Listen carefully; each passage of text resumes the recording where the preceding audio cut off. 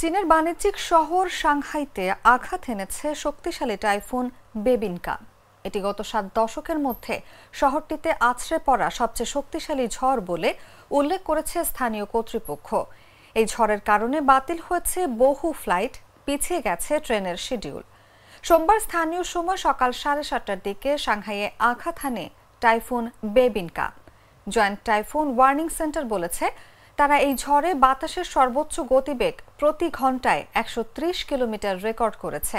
তবে চীনের আবহাওয়া প্রশাসন জানিয়েছে, আছড়ে পড়ার সময় টাইফুনের চোখের কাছে বাতাসের গতিবেগ ১৫১ কিলোমিটার পার ঘন্টা রেকর্ড করা হয়েছে।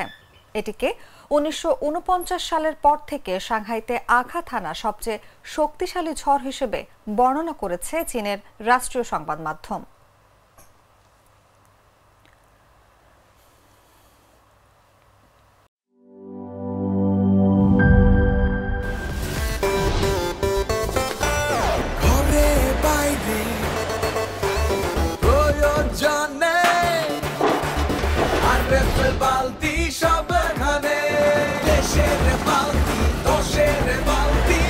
আরএফএল বালতি, দেশের বালতি, দশের বালতি।